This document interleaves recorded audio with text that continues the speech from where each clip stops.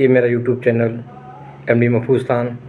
जैसा कि आप सभी को मालूम है कि देश में 18वीं लोकसभा का चुनाव संपन्न हो चुका है और इसमें 2014 में और 2019 में जो इलेक्शन हुआ था उसको भारतीय जनता पार्टी कहा जाता था। अब 2024 में जो इलेक्शन हुआ है उसमें बीजेपी गायब है। उसका नाम एनडीए कहा गया था। एनडीए 2014 में भी थी, 2019 में भी थी, लेकिन कोई एनडीए नहीं जानता था। लेकिन आज अब मीडिया वाले जगह पे एनडीए का नाम ही दे रहे हैं, क्योंकि ये सरकार बीजेपी पूर्ण बहुमत में नहीं पहुंची है। एनडीए मिला के 292 सीट पहुंची है, बीजेपी 240 पर ही सिमट चुकी है और इंडिया गठबंधन को 234 सीट मिली है। यानी अब विपक्ष भी बहुत तगड़ा है। बाबा साहब भीमराव अम्बेडकर जी हमेशा कहा करते थे कि सरकार हमेशा कमज़ोर चुनो जो जनता की समस्या को सुनेगी। सरकार पूर्ण बहुमत से चली आएगी, जैसे 14 में 19 में मिली। तो जनता की समस्या की छोड़िए, यहाँ तक कि सांसद और मंत्री तक का भी नहीं चला। अब ये सरकार इंडिया गठबंधन की सरकार है। इसमें मंत्री की सारे लोग की समस्या सुनी जाएगी। मेरे प्यारे साथियों, आज मैं आप सभी के सामने जो बात रखने जा रहा हूँ बहुत ध्यान से और स्पष्ट सुनिएगा। और ये बात अगर आप लोग को पसंद आएगी तो ये वीडियो को ज़्यादा से ज़्यादा शेयर, लाइक और सब्सक्राइब करिएगा, ताकि ये बात इंडिया गठबंधन के नेता प्रतिपक्ष के तौर पर राहुल गांधी जी के पास पहुँचे, प्रियंका गांधी जी के पास पहुँचे। क्योंकि इस 18वीं लोकसभा चुनाव में 2 हीरो जो चुनाव लड़ रहे थे, जिस पर सारी मीडिया की नज़र थी, वो हीरो जो सिर्फ अपने दम पे, अपने काबिलियत दम पे लड़ रहे थे। सारे लोग पार्टी के दम पे लड़ रहे थे, झंडे के नीचे लड़ रहे थे। लेकिन ऐसे 2 राजनेता का उदय हुआ जो आने वाले कल का फ्यूचर हैं, आने वाले कल के नेता हैं। जो एक नाम है भीम आर्मी के संस्थापक चंद्रशेखर रावण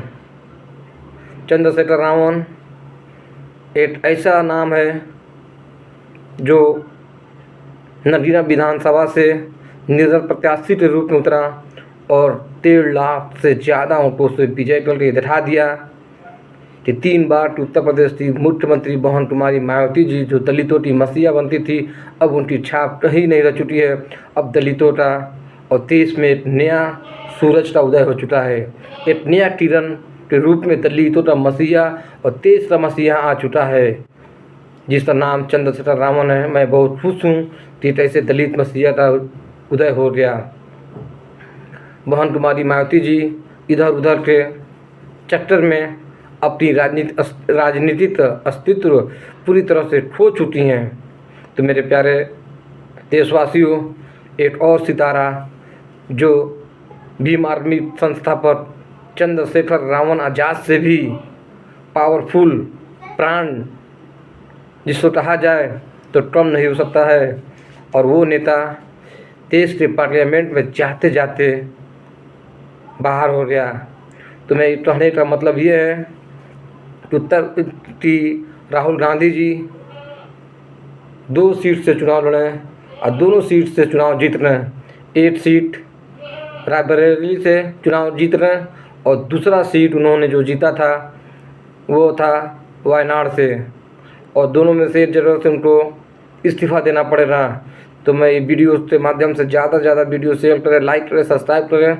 और राहुल गांधी जी से ये कहना चाहता हूँ कि जब से ये सीट एक इस्तीफ़ा देते हैं, छोड़ते हैं, तो फिर से डॉक्टर कन्हैया कुमार को जो दिल्ली से चुनाव लड़े और हार गया, दुख इस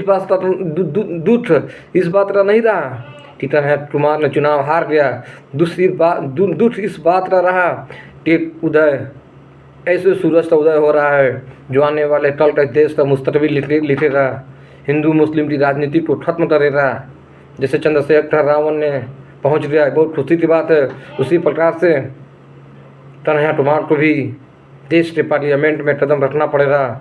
और राहुल गांधी जी को एक सीट छोड़ेंगे तो सीट छोड़ने के बाद से कोई अपने परंपरागत परिवार फैमिली मेंबर में सीट न देखे, वो सीट कन्हैया कुमार को दी जाए, ताकि कन्हैया कुमार को किसी भी तरह से सांप्रदायिक ताकतों को ऊपर विराम लगाने के लिए एक ऐसे नेता को देश की सबसे बड़ी पंचायत भवन में पहुंचना बहुत ही आवश्यक चीज़ है आज के डेट में।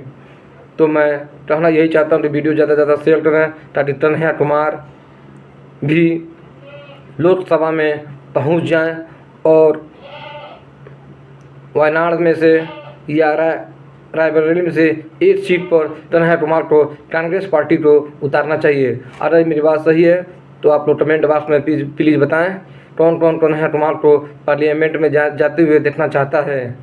अपनी कमेंट बॉक्स में राय दें। जय हिंद, जय भारत।